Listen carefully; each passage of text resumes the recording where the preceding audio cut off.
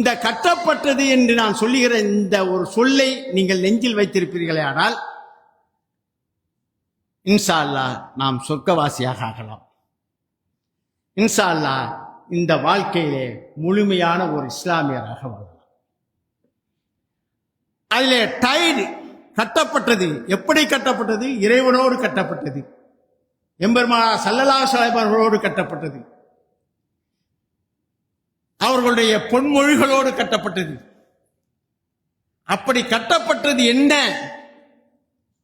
Tide என்று சொன்னால் என்ன?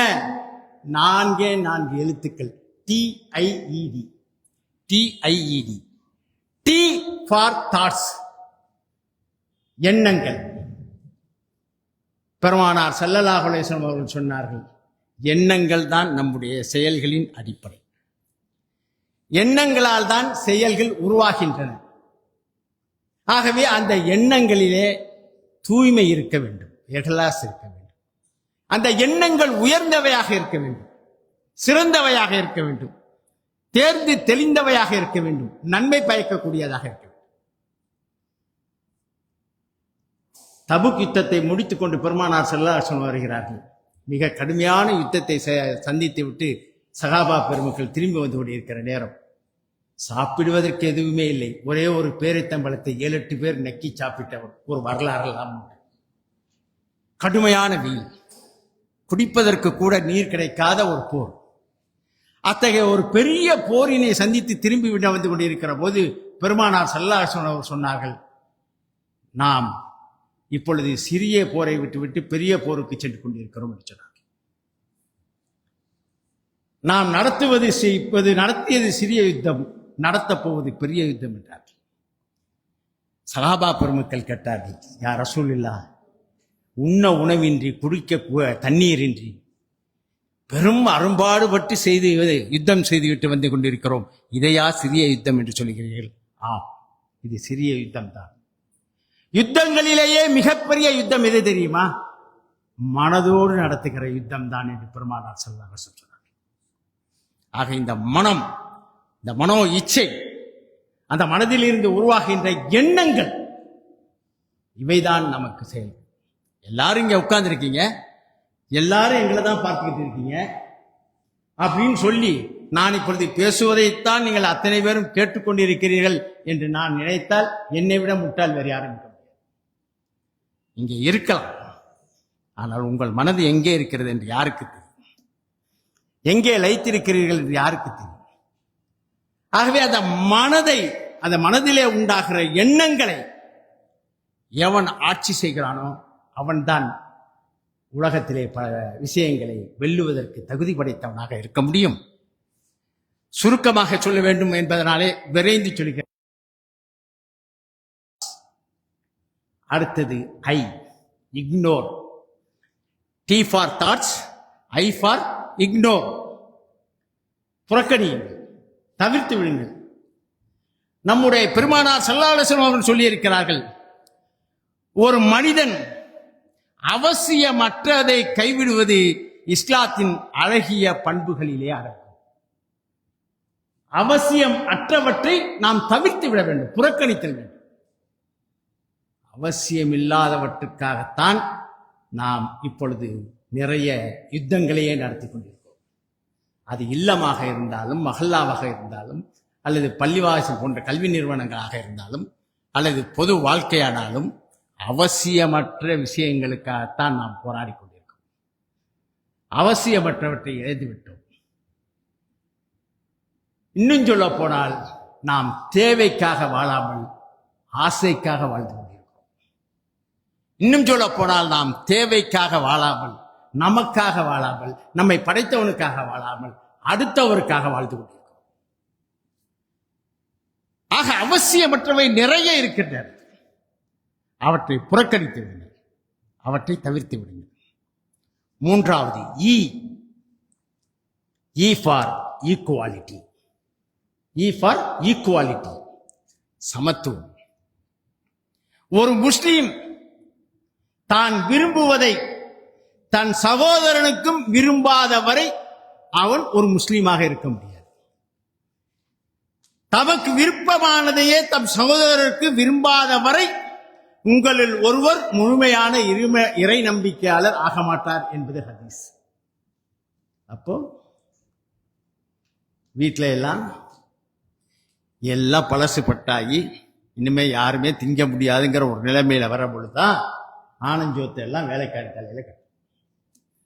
அதுவும் இந்த நம்ம போன்ற மாநகரங்கள்ல ஃப்ரிட்ஜ் வாழ்க்கை வாழ்றவங்களுக்கு மத்தியில பழசுப்பட்டையெல்லாம் நம்ம தலையில தான் பொம்பளைங்க கட்டுகிறாங்க. அப்படிப்பட்ட ஒரு நிலைமையில வந்துட்டோம். கொடுக்கறதுக்கே மனசு வர மாட்டேங்குது. கடைசியா முடியாதப்பதான் தூக்கி போடுறது. தனக்கு தேவையில்லைன்னு வருகிற போதுதான் தன்னுடைய துணியை அடுத்தவனுக்கு தூக்கி போறான், கொடுக்குறான். கேட்டா தானம் செய்தானம் தர்மம் செய்தான் இல்லை. கொடுக்கிறவற்றிலும் உயர்ந்ததை கொடுங்கள். நீங்கள் என்ன விரும்புகிறீர்களோ அதை கொடுங்கள். உன் சகோதரன் என்றால் உடன் பிறந்த சகோதரன் மட்டுமல்ல, இஸ்லாத்தில் இருக்கிற ஒவ்வொருவனும் நம்முடைய சகோதரன் தான். மனித சமுதாயத்தை சார்ந்த ஒவ்வொருவனும் நம்முடைய சகோதரன் தான். ஆகவே அந்த ஈக்குவாலிட்டி, சமத்துவம், நம்மை போலவே மற்றவரையும் நினைக்கின்ற மிகப்பெரிய. கடைசியாக டி என்று சொன்னால் டவுட். பெருமானார் ஸல்லல்லாஹு அலைஹி வஸல்லம் தெளிவாக சொல்லி இருக்கிறார்கள். ஹலாலும் தெளிவானது, ஹராமும் தெளிவானது. இவற்றுக்கிடையிலே சில சந்தேகத்திற்கு உரியனவையும் இருக்கின்றன. இந்த சந்தேகத்திற்கு இடமானவற்றை கைவிட்டால் அவர் தம் மார்க்கத்தை காத்துக் கொண்டார் என்று. ஹலால் நமக்கு நல்லா தெளிவா தெரியும், ஹராமும் தெரியும். ஆனா பல நேரங்களில் அந்த ஹராமுக்கு இடையில, ஹலாலுக்கும் ஹராமுக்கு இடையில எதை பின்பற்றுவது என்று தெரியாமல் பல நேரங்களிலே விழிப்பிதுங்குவது. இது ஆகுமா ஆகாதா, ஜாய்ஸா ஜாய்ஸ் இல்லையா, எவ்வளவு சில சந்தேகங்கள்லாம் வருவது.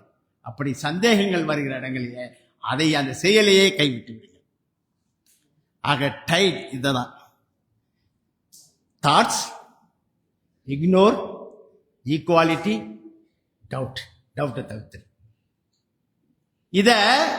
இந்த 4 மட்டும் உள்ள இந்த டைட் என்பதை மனசுல நிறுத்தி இந்த 4 மட்டுமே செய்தோம்னு சொன்னா சுவர்க்கத்தில் நாம் நுழைவதற்கு இன்ஷா அல்லாஹ் வாய்ப்பு.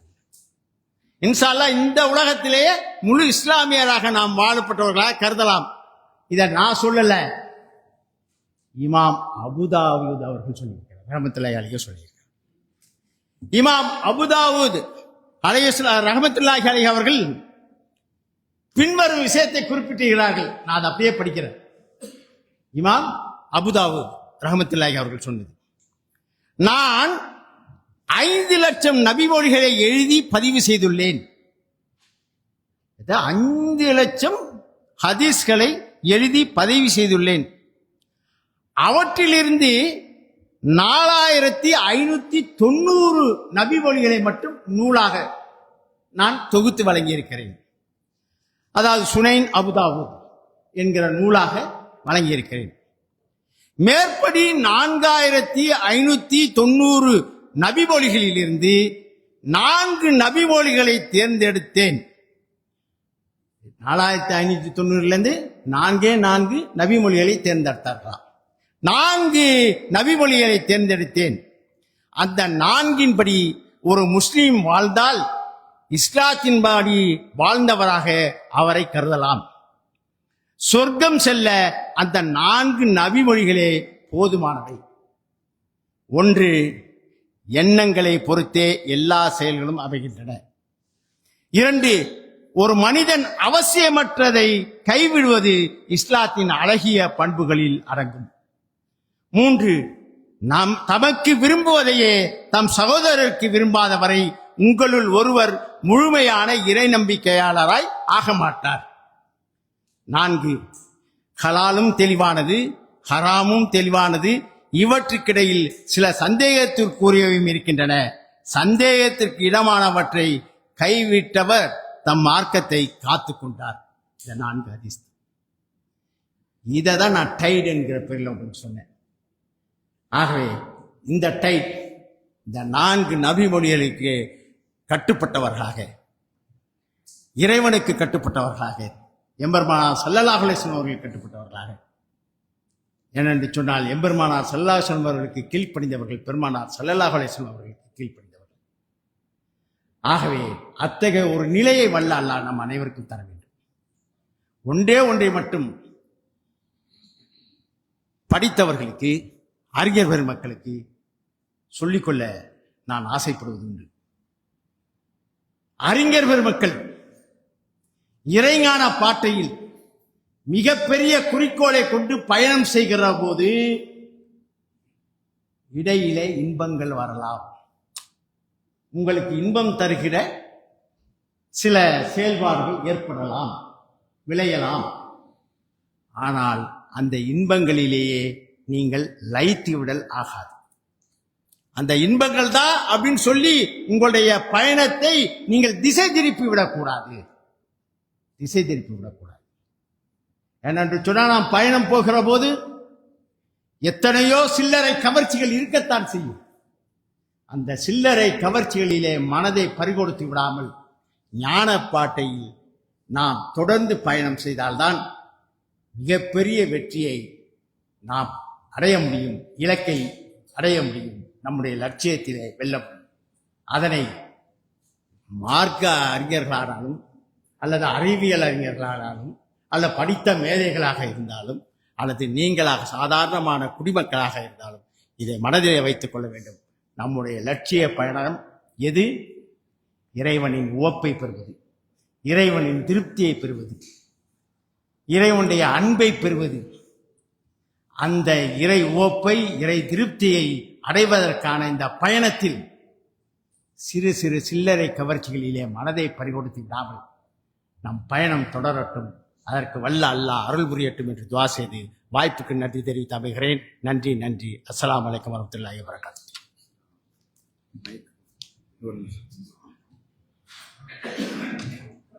பேராசிரியர் சேமு முகமது அவர்களுக்கு நெஞ்சார்ந்த நன்றியை தெரிவித்துக் கொள்கிறோம். அவர்களை கண்ணியப்படுத்தும் மூலமாக நம்முடைய பள்ளியின் செயலாளர் ஜரூபில் அவர்கள் கொண்டாடப்படும் கண்ணியப்படுத்துவார். கணித்தவர்களே, இப்பொழுது கடைசியாக இந்த ஹதீஸ் மற்றும் பல்வேறு விஷயங்கள் குறித்து தலைமை உரை நிகழ்த்துவதற்காக மௌலவி KM இலியாஸ் ரியாசி ஹசரத் அவர்களை அன்போடு அழைக்கின்றேன்.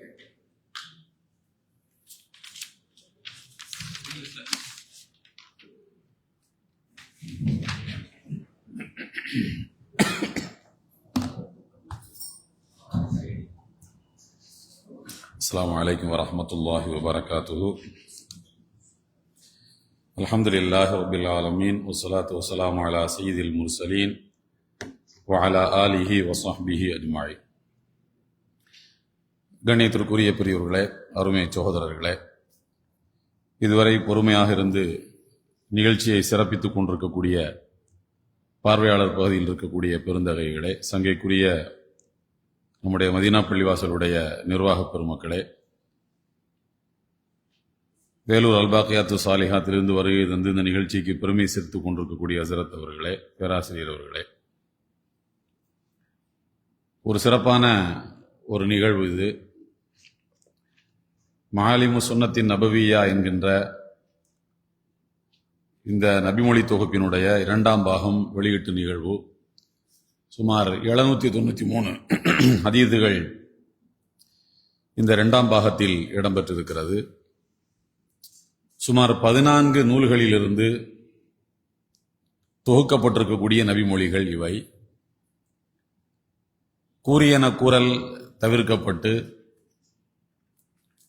ஒரு தலைப்பின் கீழ் 14 நூல்களில் இடம்பெற்றிருக்கக்கூடிய ஹதீதுகளையும் தொகுப்பது என்பது எவ்வளவு கடினமான ஒரு பணி என்பதை நாம் அறிவோம்.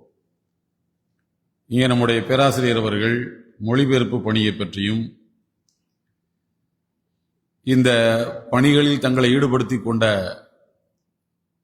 முகமது ஃபாசில் அவர்களுடைய குடும்ப பின்னணி, மொழிபெயர்ப்பாளரின் குடும்ப பின்னணி, இவற்றையெல்லாம் மிக நம்முடைய நெஞ்சிலே பதியக்கூடிய அளவில் சிறப்பாக எடுத்துரைத்திருக்கிறார்கள். மொழிபெயர்ப்பு பணி என்பது மூல நூலாசிரியருடைய எழுத்துக்களை மட்டுமல்ல, அவருடைய உணர்வுகளையும் புரிந்தால்தான் மொழிபெயர்க்க முடியும். இங்கே நம்முடைய நாட்டில் மிகவும் பிரபலமான சோப்புத்தூள் டைடுன்னு ஒரு சோப்புத்தூள் இருக்கிறது. நம்முடைய ப்ரொஃபசர் அவர்களும் டைடை பற்றி தான் சொன்னார்கள். அவர் சொன்ன டைடு வேற, நான் சொல்ற டைடு வேற. டைடுன்னு ஒரு சோப்புத்தூள் இருக்கு, உங்க எல்லாருக்குமே தெரியும். அரபு நாட்டில் எனக்கு தெரிந்து அதிகமாக விற்கக்கூடிய சோப்புத்தூள் அது. நாங்கள் ஹஜ்ஜுக்கு போகும்போது ஒரு 5 கிலோ 6 கிலோ மொத்தமாக வாங்கிட்டு வந்துடுவோம். நல்லா இருக்கும் அப்படிங்கிறதுக்காக, வேற ஒன்றும் இல்லை. அதை விளம்பரப்படுத்தலை. இந்த டைடு முதலாக அரபு நாட்டில் அறிமுகப்படுத்தப்படுகின்ற போது விற்பனை ஒழுங்கா ஆகலை. இந்தியாவில் இருக்கக்கூடிய அளவு உங்க விற்பனை ஆகலை. ஏன் விற்பனை ஆகலைன்னு மண்டையை போட்டு பிச்சுக்கிறாங்க. என்ன குழப்பம் அவங்களால கண்டுபிடிக்க முடியல. பொருள் தரமான பொருள், ஆனால் அதை எடுத்து சொன்ன விதம் ரொம்ப தவறாகிவிட்டது. டைடு பொடி விளம்பரத்தை நீங்கள்லாம் பார்த்துருக்க முடியும். முதல்ல ஒரு அழுக்கு துணியை அப்படி காட்டுவாங்க, பார்த்துருக்கீங்களா? ஒரு அழுக்கு துணியை காட்டுவாங்க. அதுக்கப்புறம் ஒரு வாளியில சோப்பு பொடி கலந்த மாதிரி காட்டுவாங்க, அதில் முக்கிற மாதிரி காட்டுவாங்க. 3வது ஒரு படத்துல வெளியே எடுத்தா பளிச்சுன்னு இருக்கும், கருப்பா இருக்கும். சோப்பு துளியில முக்குனா வெள்ளையாயிடும் அப்படின்றது அதுக்கு அர்த்தம். அப்படி வரும். இது அரபு நாட்டில் விளம்பரப்படுத்தும் போது இதே மாதிரி பண்ணிட்டாங்க. அரபு நாட்டில் ரைட் டு லெஃப்ட் தான் போகும். இங்கிலீஷில் தமிழில் தான் லெஃப்ட் டு ரைட்டா வரும். அப்ப அழுக்கு துணியை சோப்பு பொடியில முக்குனா வெள்ளையாயிடும் அப்படிங்கிறத அரபு நாட்டில் விளம்பரப்படுத்தும் போது எப்படி பண்ணணும்? ரைட் டு லெஃப்டா பண்ணணும். இத விளம்பரத்தை பார்த்தவன் எப்படி புரிஞ்சுக்கிட்டான்னா, நல்லா இருக்கிற துணியை டைடுல முக்குனா கருப்பாயிடும். அவ்வளோ பெரிய கம்பெனிக்காரன் பண்ண ஒரு பெரிய மிஸ்டேக். விளம்பரத்தை மாத்தி போட்டாங்க. எனக்கு தெரிஞ்சு நல்லா விற்பனையாகக்கூடிய அங்க உள்ள மால்கள்ல நிறைய அடுக்கி வச்சிருப்பாங்க. இது அடிப்படையான புரிதல். ஒரு மொழிபெயர்ப்பாளர் எந்த உணர்வில் இந்த மூல நூலாசிரியர் இந்த நூலை தொகுத்திருக்கிறார் என்று மொழிபெயர்ப்பாளர் முதலில் அவருடைய உணர்வுகளை புரிந்து கொள்ள வேண்டும். மௌலானா அபுல் ஹசன் நபி ரஹ்மத்துல்லாஹி அலைஹி அவர்களுடைய மாதா ஹசீரல் ஆலமு பின்ஹிதாத்தில் முஸ்லிம் என்கிற உலக புகழ்பெற்ற ஒரு நூலுடைய மாஸ்டர் பீஸ் அது. 33 வயதில் அவர்கள் எழுதிய நூல். முஸ்லிம்களின் வீழ்ச்சியால் உலகம் இழந்தது என்ன என்பது. அந்த நூலை அவருடைய மாணவர் இமாம் நதிவி அவர்களுடைய அனுமதியை பெற்று மொழிபெயர்த்தார். அந்த மொழிபெயர்ப்பு நடையை முழுவதுமாக, நூல் முழுவதையும் நான் தான் சரி செய்து அவருக்கு கொடுத்தேன். நான் தான் செய்து தர வேண்டும் என்று கேட்டுக்கொண்டார். சில பகுதிகளை மொழிபெயர்ப்பது எனக்கு அவ்வளவு சிரமமாக இருந்தது என்று சொன்னார். ஆனால் நான் பணிவோடு சொல்கிறேன், எனக்கு அது சிரமமாக இருக்கவில்லை. ஏனென்றால் அந்த இமாம் அபுல் ஹசன் அலி நதிவி அவர்களுடைய உணர்வோடு நான் பிணைந்தவன்,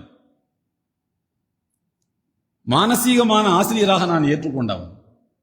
எனவே அதுக்கு சிரமமாக இல்லை எனக்கு. சிலர் கேட்பார்கள், முகமது கசாலியுடைய நூல்களை எல்லாம், கருத்துக்களை எல்லாம் எப்படி இவ்வளவு சிம்பிளாக மொழிபெயர்த்து விடுகிறீர்கள் என்று. இதில் சாதனை எதுவும் இல்லை. அவருடைய உணர்வோடு நாம் பிணைந்து விட்டால் எல்லாம் எளிதாகிவிடும். இங்கே மொழிபெயர்க்கப்பட்டிருப்பது நபிகள் நாயகம் ஸல்லல்லாஹு அலைஹி வஸல்லம் அவருடைய பொன்மொழிகள். என்னுடைய மூல நூலாசிரியர் சாலிஹ் பின் அஹ்மத் அஷ்-ஷாமி என்று குறிப்பிட்டிருந்தாலும் உண்மையை சொன்னால் நபிகள் நாயகம் ஸல்லல்லாஹு அலைஹி வஸல்லம் அவர்கள்தான் ஹதீஸை சொன்னவர்கள். இந்த முகமது பின் அஹ்மத் சாலிஹ் பின் அஹ்மத் அஷ்-ஷாமி என்பவர் இந்த நபிமொழிகளுக்கு தலைப்பு போட்டிருக்கிறார், அவ்வளவுதான். நபிமொழிகளுக்கு அவர் ஆசிரியர் அல்ல. நபிமொழிகளுக்கு நபிகள் நாயகம் ஸல்லல்லாஹு அலைஹி வஸல்லம் தான் ஆசிரியர். அவர்கள் தான் சொன்னவர் அவர்கள் தான். தலைப்பை சாலிஹ் பின் அஹ்மத் அஷ்-ஷாமி தொகுத்திருக்கிறார். இங்கே கூறியன கூறல் தவிர்க்கப்பட்டு இந்த நூல் சொல்லப்பட்டிருக்கிறது, இந்த நூல் தொகுக்கப்பட்டிருக்கிறது. இதே மாதிரி இன்னும் பல நூல்கள் இருக்கின்றன, தமிழில் வந்து கொண்டிருக்கின்றன. சில பதிப்பகத்தார்கள் அதை வெளியிட்டுக் கொண்டிருக்கிறார்கள். இந்த கூறியன கூறல் தவிர்த்து இந்த மாதிரியான புத்தகங்கள் வெளிவருவது என்றால் இமாம் புகாரி அவர்கள் ஏன் திரும்ப திரும்ப சொல்ல வேண்டும்? 4000 ஹதீஸை எதுக்கு நம்பர் ஆஃப் ஹதீதுகள் 7000 எதுக்கு அது மாறுது? ஒரு தடவை ஒரு ஹதீஸை சொன்னால் போதும் அல்லவா? திரும்ப திரும்ப ஏன் சொல்ல வேண்டும்? அப்படி சொன்னதால் தானே இந்த நூல்கள் வர வேண்டிய தேவை ஏற்பட்டிருக்கிறது. அப்படி திரும்ப சொல்வதற்கு என்ன காரணம்? திரும்ப சொன்னால் அது வீணானதா? திரும்ப திரும்ப திரும்ப சொல்வது என்பது வீணானதல்ல. முகமது கசாலி இடத்தில் ஏன் திரும்ப திரும்ப திருக்குறானிலே ஒரு விஷயம் சொல்லப்பட்டிருக்கிறது? ஆதம் நபிக்கு சைத்தான் சஜிதா செய்ய மறுத்த சம்பவம் 7 தடவை இருக்கு குரான்ல. எதுக்கு 7 தடவை? ஒருக்க சொன்னா போதுமே, எதுக்கு 7 தடவை சொல்ல வேண்டும்? முகமது கசாலி இடத்துல கேட்கிறார்கள். அவர்கள் சொன்னார்கள், நீ எகிப்து நாட்டை பார்த்திருக்கின்றாயா? தரையிலிருந்து பார்த்திருக்கிறாயா? அதே எகிப்து நாட்டை விமானத்திலிருந்து பார்த்திருக்கிறாயா? பிரமிடுகளுக்கு மேலே ஏறி நின்று பார்த்திருக்கிறாயா? சென்னையை லைட் ஹவுஸ் மேலே ஏறி நின்று பாருங்க, ஒரு மாதிரி தெரியும். பிளைட்ல இறங்கும் போது பாருங்க, எல்லாரும் போட்டோ எடுப்பான். இவன் வாழ்ற ஊர் தான் அது. ஜன்னல் வழியா போட்டோ எடுத்துட்டு இருப்பாங்க. ஏன்னா மேலிருந்து பார்ப்பதற்கு அதனுடைய தோற்றம் வேறு மாதிரி இருக்கும். லைட் ஹவுஸ் மேல நின்று பார்த்தா வேற மாதிரி இருக்கும். உங்க வீட்டு மொட்டை மாடியில் நின்று பார்த்தா இன்னொரு மாதிரி இருக்கும். எனவே எங்கே இருந்து கொண்டு பார்க்கிறோம் என்பதிலிருந்து பார்வை வேறுபடுகிறது. அதுபோல ஒரு நபிமொழியை 5 இடங்களில் 6 இடங்களில் இமாம்கள் பதிவு செய்திருக்கிறார்கள் என்றால் அந்த தலைப்புக்கேற்ப அந்த ஹதீதுகளை பார்க்கின்ற கோணமும் மாறுபடுகிறது. எனவே இந்த நூல் அதை தவிர்த்திருக்கிறது என்று சொன்னால் இது வாசிப்பதற்கு எளிதாக இருக்க வேண்டும் என்பதற்காகவும், தேடக்கூடியவர்களின் தேடலுக்கு எளிதாக நபிமொழிகள் கிடைக்க வேண்டும் என்பதற்காக வேண்டியும் எடுக்கப்பட்ட முயற்சியாகத்தான் நாம் அதை பார்க்கின்றோம். ஆனால் திரும்ப திரும்ப கூறல் என்பது ஒரு நபிமொழி எத்தனை கோணங்களிலே பார்க்கப்படுகிறது என்பதை புரிந்து கொள்ள வேண்டும். இமாம் முஸ்லிம் ரஹமத்துல்லாஹி அலைஹி அவர்கள் சஹீஹ் முஸ்லிம் என்கிற கிதாபை அவர்கள் தொகுக்கும் போது பாடத்துக்கு தலைப்பே போடவில்லை. தலைப்பே இல்லாமல் ஒரு நூல். ஹதீதுகளை தவிர வேறு எதுவும் அந்த நூலில் இருக்கக்கூடாது என்பது அவர்கள் எடுத்த முடிவு. தலைப்பு போட்டா அதுல ஏன் கருத்து தானே தலைப்பு. ஒரு 10 ஹதீஸை தொழுகையை பற்றி ஒரு 10 ஹதீஸை நான் தொகுத்து விட்டு கிதாபு சலாத் தொழுகையை பற்றி உள்ள பாடம்னு மேல நான் எழுதுனா, கிதாபு சலாத்துங்கிற வார்த்தை ஏன் வார்த்தை, ரசூலுல்லாஹுடைய வார்த்தை கிடையாது. அப்போ ஒரு நபிமொழி தொகுப்பு என்றால், ஹதீஸ் கிதாப் என்றால் ரசூலுல்லாஹுடைய வார்த்தையை தவிர வேறு எதுவும் வரக்கூடாது என்று அவர்கள் நினைத்தார்.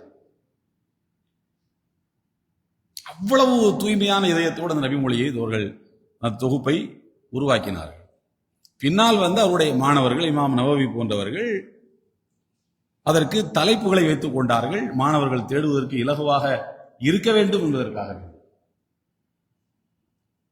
அப்படிப்பட்ட இமாம் முஸ்லிம் அவர்கள் தொழுகையை பற்றிய பாடங்கள், தொழுகையை பற்றிய ஹதீதுகளை தொகுக்கின்ற போது இடையிலே ஹதீஸ் அல்லாத ஒரு வார்த்தையை சொல்கிறார்கள். ஹதீஸ் அல்லாத ஒரு வார்த்தையை சொல்கிறார்கள்.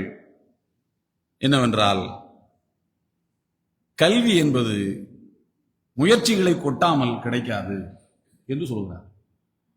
தொழுகையை பற்றி உள்ள தொழுகையை பற்றிய ஹதீதுகளை தொகுக்கும் போது திடீரென்று ஏன் கல்வி என்பது அது முயற்சித்தவர்களுக்கு முயற்சிகளை கொட்டாமல் கிடைக்காது என்று சொல்வதற்கு என்ன காரணம் என்பதற்கு இமாம் நவவி அவர்கள் தன்னுடைய மின்ஹாஜிலை விளக்கம் எழுதுகிறார்கள்.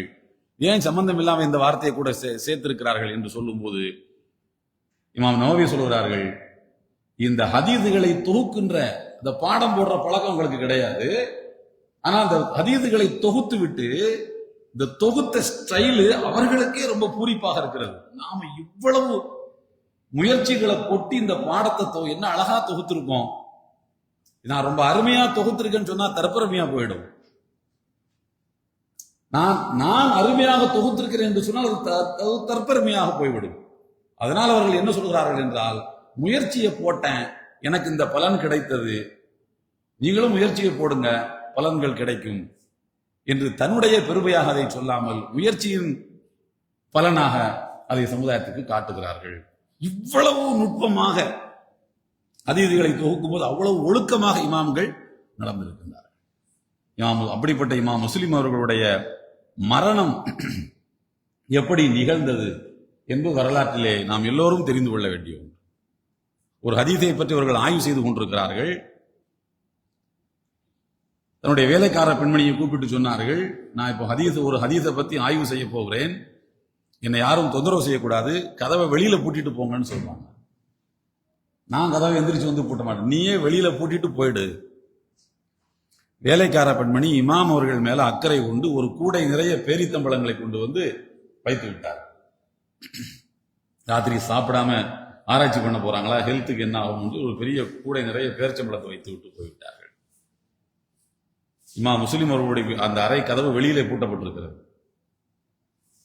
காலையிலே அவர்கள் விழித்து பார்த்தால் இமாம் முஸ்லிம் அவர்கள் ஹயாத்தா இல்லை, உயிரோடு இல்லை.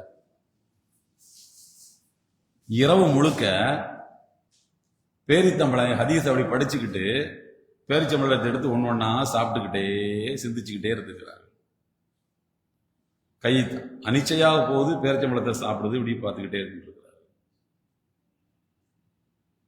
ஒரு கூட பேரித்தம்பளத்தை ஒரு நைட்டுக்குள்ள காலி பண்ணா அந்த உடம்புல எவ்வளவு சுகர் ஏறி இருக்கு. இடையில எந்த பொருளும் உள்ள போகல. இதுவே அவருடைய மரணத்துக்கு காரணமாக அமைந்தது. அப்படியானால் அவர்கள் எவ்வளவு ஈடுபாட்டோடு அதை தொகுக்கக்கூடிய பணியில் தன்னையே மாய்த்து தன்னையே உருக்கி ஊற்றி ஒரு நபிமொழி தொகுப்பை தந்திருக்கிறார்கள். அந்த நபிமொழி தொகுப்பில் அவர்கள் தலைப்பே போடவில்லை. தலைப்பு போட்டால் ஏன் கருத்த இந்த தலைப்புல மட்டும்தான் இந்த ஹதீஸை சிந்திக்கணும் நான் சொன்ன மாதிரி ஆயிடும். ரசூலுல்லாஹ் இந்த ஆயத்தை ஓதி கொண்டிருக்கும் போது சஜிதா செய்தார்கள், அதான் விஷயம் இல்லையா? அதை எந்த பாடத்தில் எழுதுவது? சஜிதாவுடைய பாடத்தில் நான் எழுதினால் இந்த ஹதீஸை சஜிதாவை பற்றிய சிந்திப்பதற்கு மட்டும்தான் அந்த ஹதீஸை நீங்க பயன்படுத்தணும் நான் சொன்ன மாதிரி ஆச்சு. இந்த ஹதீஸ்ல 1000 விளக்கங்களை நீங்க எடுக்கலாமே. அது என்ன ஒரு தலைப்புக்குள் ஒரு நபிமொழியை நான் என்ன அடைப்பது? இவ்வளவு ஒரு இறையச்சமும் இறைவன் மீதான பக்தியும் அவர்களுக்கு இருந்திருக்குமானால் அவர்கள் நபிமொழி தொகுப்பில் இப்படிப்பட்ட ஒரு அக்கறையை எடுத்துக் கொண்டிருப்பார்கள். இப்படி வழி வழியாக வந்தவர்களுடைய அறிஞர் பெருமக்களுடைய தொடர்ச்சியாக நான் இந்த நூலை பார்க்கிறேன். இது மிக அருமையாக தொகுக்கப்பட்டிருக்கக்கூடிய ஒரு நூல். இதிலே சொல்லப்பட்டிருக்கக்கூடிய ஒரு செய்தியை நான் உங்களுக்கு எடுத்து சொல்லி நிறைவு செய்ய விரும்புகின்றேன். அதாவது சூரத்து ராயத் என்ற அத்தியாயத்தில் இடம்பெற்றிருக்கக்கூடிய, ராயதுன்னு சொன்னா 13வது சூரா, 13வது அத்தியாயத்தினுடைய 24வது வசனம்.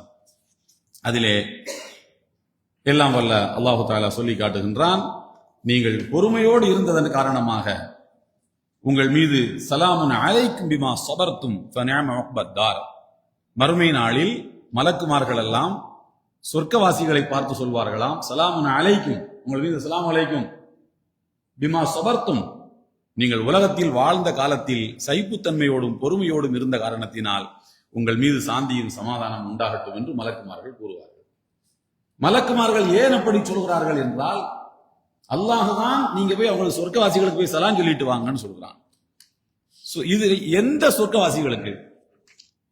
சொர்க்கத்துல பல கோட்டால சொர்க்கத்துக்கு போறவங்க இருக்காங்க. இந்த 3 பொம்பளை பிள்ளைங்களை பெத்து வளர்த்து ஆளாக்கி அது தனி கோட்டா. வேற கோட்டாவில் இந்த ஆள் சொர்க்கத்துக்கு போற மாதிரி தெரியலன்னு சில பேருக்கு எல்லா பொம்பளை பிள்ளைங்களை கொடுத்துருப்பாங்க, என்ன தெரியல. இவன் போற பக்கம் பார்த்தா வேற கோட்டால போற மாதிரி தெரியலையே. சில பேர் தர்மம் கொடுத்து அந்த கோட்டால போகிறாங்க. இப்படி பல கோட்டாக்கள் இருக்கு. எந்த கோட்டாவில் வந்தவர்களுக்கு இந்த சலாமை மலக்குமார்கள் சொல்கிறார்கள். நீங்க போய் சொர்க்கத்துல சில பேரை காட்டி இவங்களுக்கு போய் நீங்க சலாம் சொல்லிட்டு வாங்கன்னு அல்லாஹ் சொல்கிறாங்க. மலக்குமார்கள் கேட்கிறார்கள், யா அல்லாஹ், நாங்கள் தான் உன்னுடைய அடியார்களில் மிகவும் சிறந்தவர்கள். நஹனு சுக்கானு சமாயிக்க, உன்னுடைய வானத்தில் நாங்கள் தான் குடியிருக்கிறோம். அவர்கள் எல்லாம் பூமியில் இருந்தவர்கள், நாங்கள் வானத்துல குடியிருந்தவங்க. வகீரத்துக்கு மின் ஹல்கிக், உன்னுடைய படைப்புகளில் நாங்களே சிறந்தவர்கள். அஃபதஅமுருனா அன் நாதி ஹவுலாய் ஃபனுஸல்லிமு அலைஹிம், நாங்க அவங்களை தேடி போய் சலாம் சொல்லிட்டு வரணுமா? நாங்க வானத்துல இருக்கவங்க பூமியில இருந்து மேல வந்திருக்காங்க, எங்க இடத்துக்கு அவங்க வந்திருக்காங்க. இந்த அர்த்தம் பெருமை ஆணவத்தில் அவங்க சொல்லல, எங்க இடத்துக்கு அவங்க வந்திருக்காங்க. அவங்க தான் கீழே இருந்து மேல இருந்தவங்க, நாங்க எங்க இருக்கிறவங்க, நாங்க அவங்களுக்கு போய் தேடி போய் சலாம் சொல்ல வேண்டுமா என்று கேட்கும்போது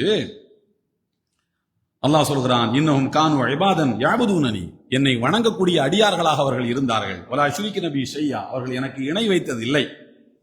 இப்படி சொல்லிக்கொண்டே வருகின்ற போது அல்லாஹ் தஆலா அவர்களை பார்த்து சொல்லுகின்றான், இவர்களை வைத்துத்தான் இடைவெளியை நான் அடைக்கப் போகிறேன். ஏன் இவர்களை வைத்து சொர்க்கத்தின் இடைவெளி, எங்கெங்க சொர்க்கத்துல கேப் இருக்க எல்லா பக்கமும் இந்த கோட்டால வந்தவங்களை போட்டு அடை எல்லாத்தையும் போர். இன்னர் ரூம்ல 3 பேர் எங்கெல்லாம் இருக்கிறாங்கன்னு பார்த்து இதை தூக்கி உள்ள போடு, இந்த கோட்டால வந்தவரை தூக்கி உள்ள போடு. அது எந்த கோட்டா? அந்த கேள்விக்கான விடைதான் இந்த நபிமொழியிலே கடைசியாக வருகின்றது. அவர்கள் எல்லாம் எப்படிப்பட்டவர்கள் என்றால், வயமூது அஹதுஹும் வஹாஜதுஹு ஃபீ ஸத்ரிஹி லா யஸ்ததிஉ லஹா கபாஅன். அவர்கள் எந்த நிலையில் உலகத்தில் இருந்து விடைபெற்று மரணமடைந்து வந்திருப்பார்கள் என்றால், அவர்களுடைய உள்ளத்துல ஒரு ஆசை இருக்கும், ஒரு ஹலாலான ஆசை இருக்கும். இந்த இடத்துல ஒரு வீட்டை கட்டி நம்ம எப்படியாவது குடியிருந்தோம்னு, அல்லாஹ் எனக்கு வீட்டை கொடு. ஹலாலான ஆசை தானே, அது ஒன்றும் தப்பு கிடையாது. இப்படி எவ்வளவோ ஹலாலான ஆசைகளை உள்ளத்தில் வளர்த்து வளர்த்து துவா கேட்டு கேட்டு ஆசைப்பட்டு பட்டு பட்டு அப்படியே ஒரு வெறியில இருப்பாங்க, அதை அடைந்து விட வேண்டும் என்று. அல்லாஹ் அவர்களுக்கு அதை கொடுத்திருக்கவே மாட்டான். அந்த ஆசை நிறைவேறாமலேயே அவர்கள் மரணம் அடைந்திருப்பார்கள். இதை அவர்கள் சகித்துக் கொள்வார்கள், அல்லாஹ் மேல கோச்சுக்கிட மாட்டாங்க. இவ்வளவு தூரம் நீ கேட்டு எனக்கு தரலையா அல்லாஹ், என்ன இது உலக வாழ், அப்படிலாம் விரக்தி அடைய மாட்டாங்க. நான் கேட்டேன், அல்லாஹ் தரல, நான் சபரா இருக்க போறேன், பொறுமையா இருக்க போறேன் என்று யார் பொறுமையாக இருக்கிறார்களோ அவர்களுக்கு அவர்களை வரவேற்க மலக்குமார்களை கூப்பிட்டு இவங்களை போய் சலாம் சொல்லி வாங்கன்னு சொல்லிட்டு, சலாமுன் அலைக்கும், நாங்க ஏன் உங்களுக்கு சலாம் சொல்றது தெரியுமா? நீங்க வந்திருக்கிறது எங்க இடத்துல வந்திருக்கீங்க, நான் உங்களை தேடி வந்து நான் ஏன் சலாம் சொல்லணும்னா, பிமா சபர்த்தும், நீங்கள் உலகத்தில் வாழ்ந்த காலங்களில் உங்களுடைய ஆசைகள் எல்லாம் நிறைவேறவில்லை என்றாலும் கூட நீங்கள் சகித்துக் கொண்டீர்கள் அல்லவா, அதற்காகவே தான் அல்லாவே எங்களை அனுப்பி வச்சிருக்கிறான் உங்களுக்கு சலாம் சொல்ல சொல்லி என்று மலக்குமார்கள் சொல்வார்கள்.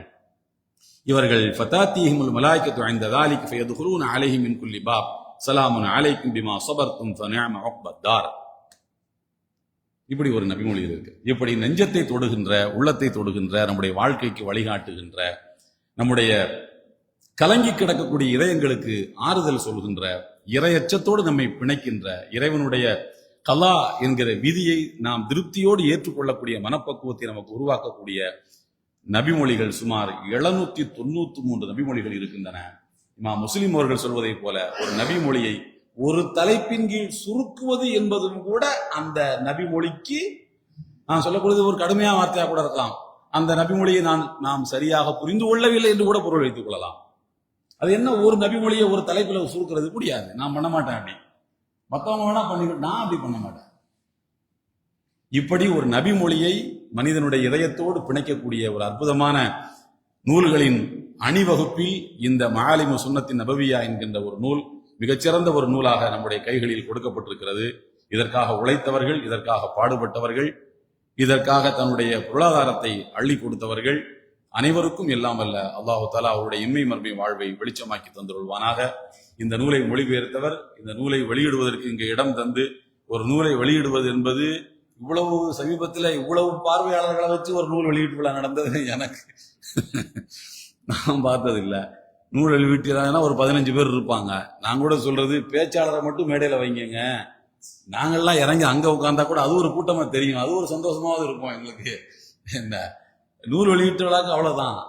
ஆனால் இங்கே ஒரு மஹல்லாவில் இருக்கக்கூடிய மக்களோட இந்த நூல் கலந்து போவதற்கு இந்த நிகழ்ச்சி ஒரு காரணமாக அமைந்திருப்பது உள்ளபடியே பாராட்டுக்குரியது. அதற்காக நிர்வாகிகளுக்கும் என்னுடைய வாழ்த்துக்களையும் என்னுடைய துவாக்களையும் தெரிவித்துக் கொண்டு, இந்த நூல் அதிகமான மக்களை சென்றடைய வேண்டும். எனவே திருமணங்களின் போது அன்பளிப்பு வழங்குவதற்கும், வீடு திறப்பு விழா, இந்த மாதிரி பால் காட்சி நிகழ்ச்சிகளுக்கெல்லாம் போகும்போது இந்த மாதிரி ஒரு நூலை வாங்கி அன்பளிப்பு கொடுத்தீங்கன்னா அவங்க பேசாம பத்திரமா வாங்கி வச்சுக்குவோம். அப்படி இல்லை, கொடுப்பது உங்கள் கடமை. அவங்க டேபிள்ல ரிசப்ஷன்ல அதை அப்படி போட்டு வைக்கணும். ஒரு டீ கொண்டு வர்ற கேப்ல அப்படி எடுத்து புரட்டி பார்த்து, ஒரு நபிமொழி அதை படிச்சுட்டாரு, அவருடைய உள்ளத்தில் அது இடம் பெற்று விட்டால், உள்ளத்தில் ஒரு இடத்தை அது இடம் பெற்றுக்கொண்டு விட்டால், அதனுடைய நன்மை இந்த சங்கிலி தொடரில் யாரெல்லாம் பங்கேற்றிருக்கிறார்களோ அவர்கள் அத்தனை பேருக்கும் கிடைக்கும் என்கின்ற ஒரு யோசனையையும் நான் உங்கள் எல்லோருக்கும் சொல்லி விடைபெறுகிறேன். வாஹிரு தஅவானா அல்ஹம்துலில்லாஹி ரப்பில் ஆலமீன். அஸ்ஸலாமு அலைக்கும் வரஹ்மத்துல்லாஹி வபரகாத்துஹு.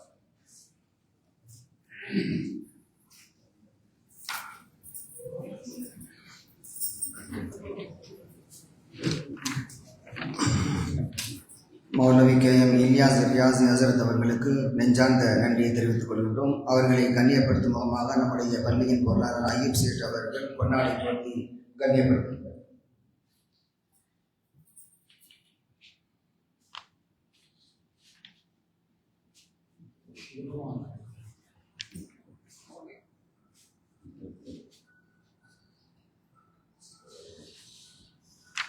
முன்னிலை வகித்த 2 பேர் அவங்களுக்கு வாழ்த்துறை வழங்குறதுக்கு டைமே கொடுக்கல, ஏன்னா நேரம் ஆயிடுச்சு அப்படின்னு சொல்லி. அதனால் முன்னிலை வகித்த ஐயூப் சேட் அவர்களுக்கு பேராசிரியர் டாக்டர் சேமு முகமது அவர்கள் கண்ணியப்படுத்துவார். கொண்டாடு தலைவர் அவர்களுக்கு தனியாக பொன்னாடை ஒதுக்கி வைக்கப்படுகின்றது. ஏற்புரை என்ற பெயரில் சில செய்திகளை சொல்லி நிறைவுக்கு வருகின்றோம். கண்ணியத்திற்குரிய இஸ்லாமிய பெரியவர்களே, சகோதரர்களே, இந்த அப்துல்லா பப்ளிகேஷன் அப்படிங்கிற இந்த நிறுவனத்தை தொடங்கியவர் என்னை விட இள வயதானவர் தான். அவர் தம்முடைய தந்தையின் பெயரில் ஒரு சதக்கத்தின் ஜாரியாவாக இருக்கணும், அவருடைய தந்தை வஃபாத் ஆயிட்டாங்க, அவருடைய தந்தைக்கு நன்மையை சேர்க்கணும் அப்படிங்கிற அடிப்படையில் தான் இந்த பப்ளிகேஷனை உருவாக்கினார்.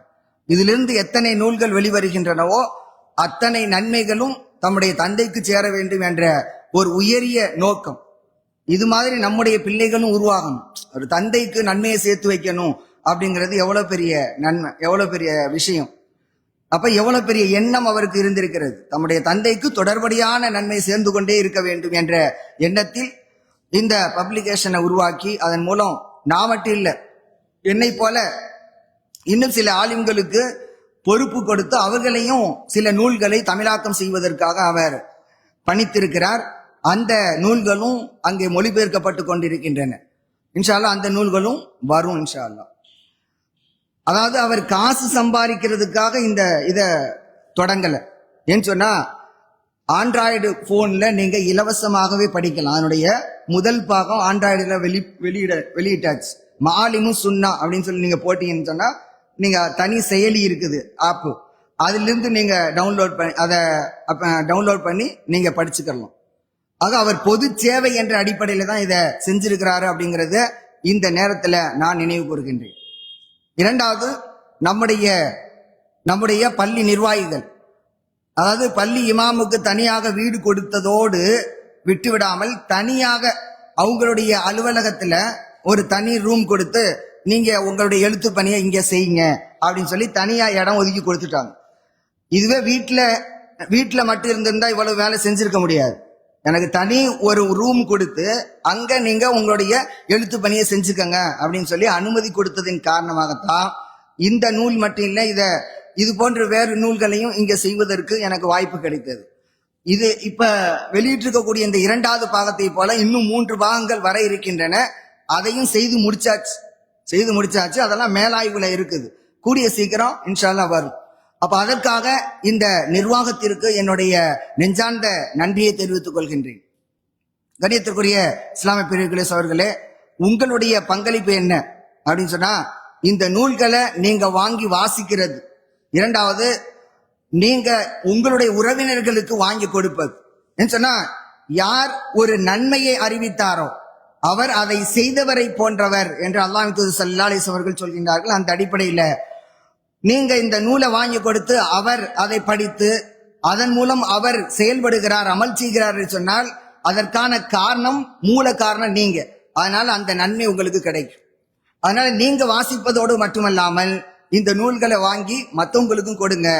அது இந்த பப்ளிகேஷனை அடுத்தடுத்து நூல்களை வெளியிடுவதற்கு ஒரு ஊக்க சக்தியாக இருக்கும். அப்ப அந்த அடிப்படையில் நீங்க அதை செய்யுமாறு அன்போடு கேட்டுக்கொள்கின்றேன்.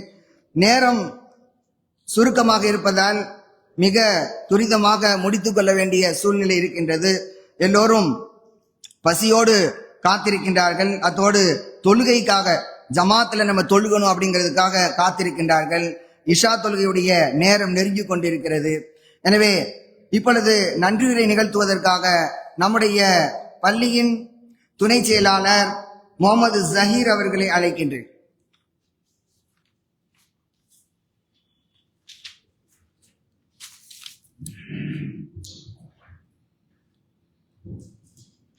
பிஸ்மில்லாஹிர் ரஹ்மானிர் ரஹீம். அஸ்ஸலாமு அலைக்கும் வரஹ்மத்துல்லாஹி வபரகாத்துஹு. மஹாலிமுல் சுன்னா இந்த ஹதீஸ் ஆய்வு புத்தக நிகழ்ச்சிக்கு தொகுத்து வழங்கி இமாமுக்கும் இந்த நிகழ்ச்சி நடத்த உதவி புரிந்த வல்லோன் அல்லாஹ்வுக்கு முதல் நன்றியை தெரிவித்துக் கொள்கின்றோம்.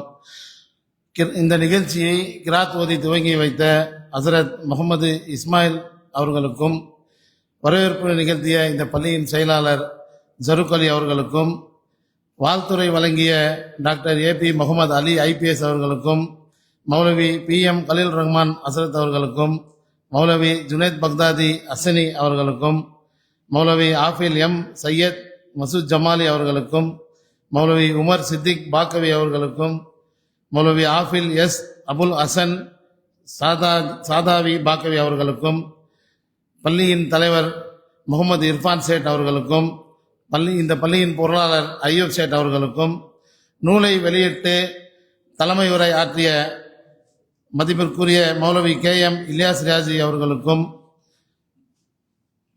நூல் ஆய்வுரை செய்து வேலூர் பாக்கியசாலிருந்து இங்கு வந்து உரை நிகழ்த்திய மௌலவி ஆஃபில் SM ரஹமத்துல்லா பாக்கவி அவர்களுக்கும், சிறப்புரை நிகழ்த்திய பேராசிரியர் டாக்டர் சேமு முகமது அலி அவர்களுக்கும், இந்நூலை இப்பள்ளியில் வெளியிட அனுமதித்த நிர்வாகிகளுக்கும், இந்நூலை வாங்கிய தொழிலதிபர்களுக்கும், இந்த நிகழ்ச்சியை இதுவரை இருந்து சிறப்பித்து தந்த ஜமாத்தார்களுக்கும், குறிப்பாக இந்த நிகழ்ச்சி இறுதியில் அனைவருக்கும் உணவு ஏற்பாடு செய்த சித்திக் கனி தொழிலதிபர் சித்திக் கனி அவர்களுக்கும் மற்றும் இந்த பள்ளி ஏனைய நிர்வாகிகளுக்கும் அனைவருக்கும் நன்றியை தெரிவித்துக் கொள்கின்றோம். ஜஸாக்குமுல்லாஹ் ஹைர். அஸ்ஸலாமு அலைக்கும்.